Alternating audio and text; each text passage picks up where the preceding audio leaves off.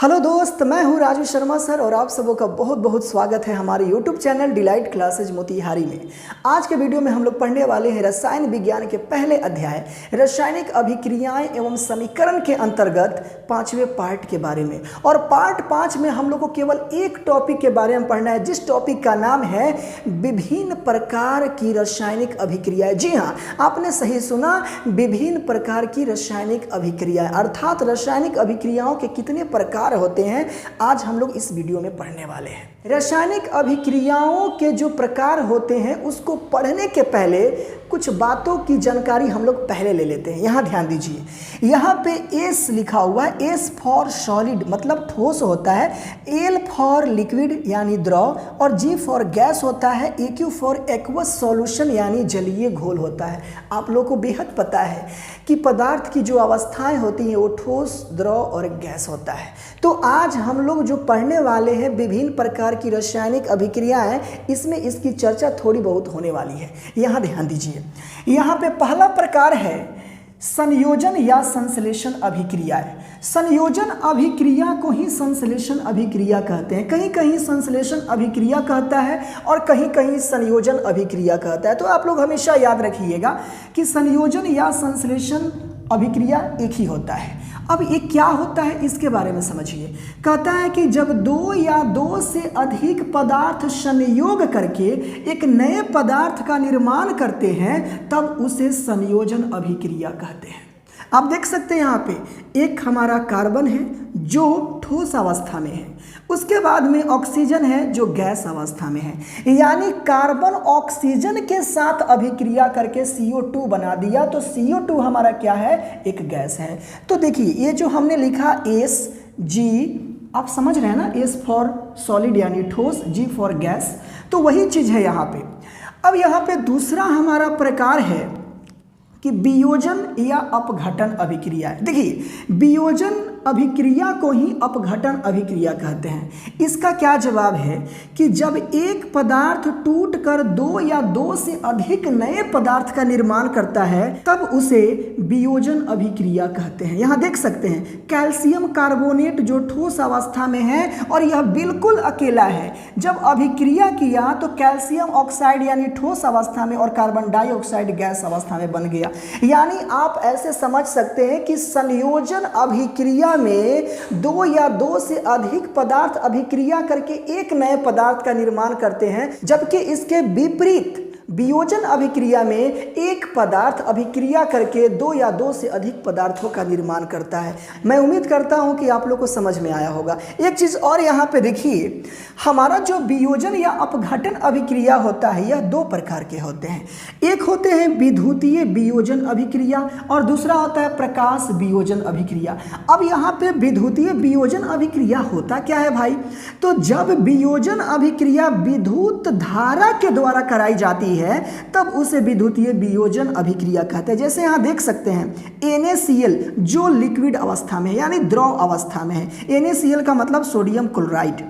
जब इसे हम विद्युत धारा से अभिक्रिया कराएंगे तो यहाँ पे सोडियम जो ठोस अवस्था में और सोडियम के साथ क्लोरीन जो गैस अवस्था में हमें प्राप्त होगा। दूसरी बात कर लेते हैं कि जब वियोजन अभिक्रिया प्रकाश ऊर्जा के द्वारा कराई जाती है तब उसे प्रकाश वियोजन अभिक्रिया कहते हैं। जैसे में यहाँ पे देख सकते हैं AgCl यानी सिल्वर क्लोराइड एक ठोस अवस्था में है, जब सूर्य के प्रकाश के साथ जब अभिक्रिया किए तो हमारा बना सिल्वर जो सॉलिड अवस्था में है और क्लोरीन जो गैस अवस्था में है। तो मैं अब उम्मीद करता हूं कि आप लोगों को संयोजन अभिक्रिया, फिर वियोजन अभिक्रिया और वियोजन अभिक्रिया के जो दो प्रकार हैं विद्युतीय वियोजन अभिक्रिया और प्रकाश वियोजन अभिक्रिया, ये समझ में आ गया होगा। अब ध्यान दीजिए, यहाँ पे एकल विस्थापन अभिक्रिया होता क्या है?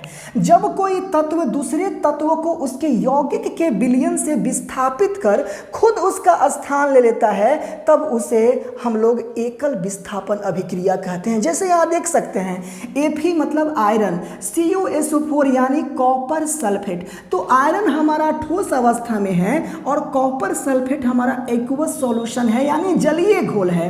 तो आयरन कॉपर सल्फेट के साथ अभिक्रिया करके आयरन सल्फेट बना लिया यानी आयरन सल्फेट हमारा जलीय घोल हो गया और साथ ही कॉपर जो ठोस अवस्था में उसको बनाया। अब यहाँ देख सकते हैं कि अभिक्रिया के पहले सल्फेट जो है किसके साथ में था, कॉपर के साथ में था और हमारा आयरन अकेला था। लेकिन जब अभिक्रिया करते हैं तो यही आयरन के साथ हमारा सल्फेट हो जाता है और कॉपर बेचारा अकेला हो जाता है। तो एक तत्व का अदला बदली ही एकल विस्थापन अभिक्रिया कहलाता है। यहाँ देख सकते हैं कि जब कोई तत्व दूसरे तत्व को उसके यौगिक के विलयन से विस्थापित कर खुद उसका स्थान ले लेता है। यह सल्फेट कुछ देर पहले कॉपर के साथ था, अब यह सल्फेट आयरन के साथ हो गया। तो एक तत्व का अदला बदली हुआ उसे हम लोग एकल विस्थापन अभिक्रिया कहते हैं। ये समझ में आ गया होगा। अब यहाँ पे देखिए हमारा चौथा प्रकार क्या है कि द्विविस्थापन या उभय विस्थापन अभिक्रिया। देखिए नाम से ही स्पष्ट हो जा रहा है, द्वि का मतलब दो। अब यहाँ देखिए कि जब दो यौगिक अपने आयनों की अदला बदली करके दो नए यौगिकों का निर्माण करते हैं तब उसे हम लोग द्विविस्थापन अभिक्रिया कहते हैं या फिर उभय विस्थापन अभिक्रिया कहते हैं। यहाँ एग्जाम्पल देख सकते हैं Na2SO4 यानी सोडियम सल्फेट जो हमारा एक एक्वस सॉल्यूशन है और बेरियम क्लोराइड भी हमारा एक्वस सॉल्यूशन है और दोनों एक साथ अभिक्रिया जब किया तो यहाँ पे बेरियम सल्फेट यानी ठोस और एक तीर का साइन नीचे बनाया गया है। इसका मतलब यह हमारा अवक्षेप भी है। समझ में आ रहा है, बेरियम सल्फेट का अवक्षेप भी हमें प्राप्त हो रहा है और साथ ही सोडियम क्लोराइड जो एक्वस सॉल्यूशन है। ध्यान दीजिएगा यहाँ पे SO4 यानी सल्फेट अभिक्रिया के पहले किसके साथ में था, सोडियम के साथ में था। लेकिन जब अभिक्रिया करते हैं तो यही सल्फेट बेरियम के साथ हो जाता है और यही क्लोराइड हमारा बेरियम के साथ था, अभिक्रिया करने के बाद में सोडियम के साथ हो जाता है। यानी हम कुल मिलाकर के कह सकते हैं कि इस अभिक्रिया में दो यौगिक अपने आयनों का अदला बदली कर रहे हैं। क्या कर रहे हैं, अदला बदली कर रहे हैं। यहाँ देख सकते हैं कि जब दो यौगिक अपने आयनों की अदला बदली करके दो नए यौगिकों का निर्माण करते हैं उसे हम लोग द्विविस्थापन या उभय विस्थापन अभिक्रिया कहते हैं। मैं उम्मीद करता हूँ कि आप लोग को समझ में आ गया होगा। कहीं जाइएगा मत, अभी रासायनिक अभिक्रियाओं के और भी प्रकार हैं। ठीक है, अब हम लोग रासायनिक अभिक्रियाओं के और भी प्रकार के बारे में जानेंगे। यहाँ ध्यान दीजिए, यहाँ पे पांचवा प्रकार क्या है, उदासीनीकरण अभिक्रिया। क्या होता है भाई उदासीनीकरण अभिक्रिया? तो वह अभिक्रिया जिसमें कोई अम्ल किसी भस्म के साथ अभिक्रिया करके लवण और जल बनाता है उसे उदासीनीकरण अभिक्रिया कहते हैं। यहाँ ध्यान दीजिएगा, HCl का मतलब हो जाता है हाइड्रोक्लोरिक अम्ल। हाइड्रोक्लोरिक अम्ल समझ में आ रहा है, नाम से ही स्पष्ट है कि यह अम्ल है। और NaOH जो है इसको हम लोग बोलते हैं सोडियम हाइड्रोक्साइड। हाइड्रोक्साइड, तो ये सोडियम हाइड्रोक्साइड जो होता है वो क्या होता है, भस्म। इसी भस्म को क्षार भी कहा जाता है। तो जब किसी रासायनिक अभिक्रिया में कोई अम्ल भस्म के साथ अभिक्रिया करता है तो वह लवण बनता है। तो NaCl हमारा क्या है, लवण है, जिसको हम लोग क्या बोलेंगे बेटा, सोडियम क्लोराइड बोलेंगे। क्या बोलेंगे, सोडियम क्लोराइड। और साथ ही यहाँ पे H2O, ये तो आप लोग जानबे करते हैं कि जल होता है। तो यहाँ देख सकते हैं कि जिस रासायनिक अभिक्रिया में कोई अम्ल अगर भस्म के साथ अभिक्रिया करके लवण और जल बनाता है उसे हम लोग उदासीनीकरण अभिक्रिया कहते हैं। क्या कहते हैं, उदासीनीकरण अभिक्रिया कहते हैं। चलिए अब हम लोग बात कर लेते हैं अवक्षेपण अभिक्रिया क्या होता है। तो कुछ रासायनिक अभिक्रिया ऐसी होती है जिनमें कोई प्रतिफल ठोस के रूप में विलयन से पृथक हो जाता है यानी अलग हो जाता है। तो ऐसी अभिक्रियाएं जो होती हैं अवक्षेपण अभिक्रिया कहलाती है। जैसे यहाँ देख सकते हैं तीर के पहले क्या होते हैं, अभिकारक, और तीर के बाद क्या होते हैं, प्रतिफल। तो यहाँ पे NaCl यानी सोडियम क्लोराइड और AgNO3 यानी सिल्वर नाइट्रेट, तो जब सोडियम क्लोराइड सिल्वर नाइट्रेट के साथ अभिक्रिया करता है तो AgCl यानी सिल्वर क्लोराइड के साथ साथ NaNO3 यानी सोडियम नाइट्रेट बनाया। और आप देख सकते हैं यह हमारा प्रतिफल है, और प्रतिफल में क्या होता है कि AgCl यानी सिल्वर क्लोराइड एक ठोस के रूप में है जो विलयन से पृथक हो जा रहा है, अलग हो जा रहा है। इसे हम क्या कहेंगे? अवक्षेपण अभिक्रिया कहेंगे। चलिए अब हम लोग बात करते हैं कि ऑक्सीकरण अवकरण अभिक्रिया होता क्या है। तो यहाँ देख सकते हैं कि ऑक्सीकरण और अवकरण अभिक्रियाएं एक विशेष प्रकार की रासायनिक अभिक्रियाएं होती हैं जो सदैव साथ साथ होता है, और इसे रेडॉक्स अभिक्रिया के नाम से भी जाना जाता है। अब यहाँ पे शायद आप लोग सोच रहे होंगे कि ऑक्सीकरण क्या होता है और अवकरण क्या होता है। तो मैं बता दूं कि जिस रासायनिक अभिक्रिया में ऑक्सीजन का संयोग हो, किसका संयोग हो? ऑक्सीजन का संयोग हो, उसको हम लोग ऑक्सीकरण कहते हैं। क्या कहते हैं? ऑक्सीकरण कहते हैं। और जिस रासायनिक अभिक्रिया में ऑक्सीजन का निष्कासन हो यानी ऑक्सीजन बाहर चला जाता है, उसको हम लोग अवकरण कहते हैं। एक चीज़ और यहाँ समझना है कि जिस रासायनिक अभिक्रिया में हाइड्रोजन का निष्कासन होता है, किसका निष्कासन होता है? हाइड्रोजन का, तो वह रासायनिक अभिक्रिया ऑक्सीकरण अभिक्रिया कहलाती है। और जब हाइड्रोजन का संयोग होगा तब वह अवकरण होगा। यानी कुल मिलाकर के यह कहा जा सकता है कि जिस रासायनिक अभिक्रिया में ऑक्सीजन और हाइड्रोजन का अदला बदली हो उसे हम लोग ऑक्सीकरण और अवकरण अभिक्रिया कहते हैं। आप लोगों को एग्जाम्पल देख करके समझ में आने वाला है। यहाँ देखिए, यहाँ है CuO यानी कॉपर ऑक्साइड, जो हाइड्रोजन के साथ अभिक्रिया करके कॉपर और हाइड्रोजन ऑक्साइड बनाया यानी जल बनाया।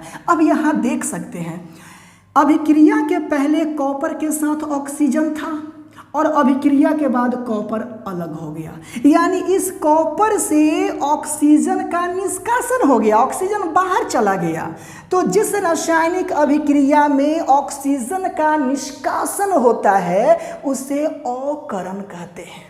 अब यहाँ देखिए, हाइड्रोजन बेचारा अकेला था, जब अभिक्रिया हुआ है तो हाइड्रोजन के साथ ऑक्सीजन जाके मिल गया, यानी ऑक्सीजन का संयोग हो गया, तो उसको हम क्या कहेंगे? ऑक्सीकरण कहेंगे। जस्ट इसके उल्टा समझिए, यहाँ पे हाइड्रोजन सल्फाइड जो क्लोरीन के साथ अभिक्रिया करके हाइड्रोक्लोरिक अम्ल बना और साथ ही सल्फर बना। अब यहाँ देख सकते हैं अभिक्रिया के पहले हाइड्रोजन के साथ कौन था? सल्फर था।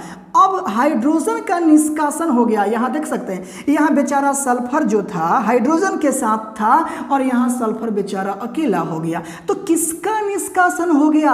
हाइड्रोजन का। तो हाइड्रोजन का जब निष्कासन होगा तो ऑक्सीकरण कहलाएगा। एक चीज़ और समझिए, यहाँ क्लोरीन है और अभिक्रिया के बाद क्लोरीन के साथ हाइड्रोजन आ गया, यानी क्लोरीन अभिक्रिया के पहले अकेला था, बाद में जब अभिक्रिया हुआ तो क्लोरीन के साथ हाइड्रोजन चला गया, यानी हाइड्रोजन का संयोग हो गया, तो वह अवकरण कहलाया। समझ में आया? फिर से समझिए और बहुत ही आसान भाषा में समझिए। जिस रासायनिक अभिक्रिया में ऑक्सीजन का निष्कासन होता है उसको अवकरण कहते हैं। जिस रासायनिक अभिक्रिया में हाइड्रोजन का निष्कासन होता है उसको ऑक्सीकरण कहते हैं। जिस अभिक्रिया में ऑक्सीजन का संयोग होता है उसको ऑक्सीकरण कहते हैं। जिस रासायनिक अभिक्रिया में हाइड्रोजन का संयोग होता है उसको अवकरण कहते हैं। मैं उम्मीद करता हूं कि आप लोगों को विभिन्न प्रकार की जो रासायनिक अभिक्रिया थी बहुत ही अच्छा से समझ में आ गया होगा। मैं उम्मीद करता हूं कि हमारा वीडियो आप लोग को बेहद पसंद आया होगा। तो हमारे वीडियो को आप लोग लाइक कर दीजिए, अपने दोस्तों के पास शेयर कर दीजिए, और किसी प्रकार का दिक्कत होता है तो फिर आप कमेंट बॉक्स में लिखिए। और हाँ, अभी तक हमारे चैनल को सब्सक्राइब नहीं किए होंगे तो प्लीज़ हमारे चैनल को सब्सक्राइब ही कर दीजिए। मिलते हैं कल अगले वीडियो में, तब तक के लिए राधे राधे।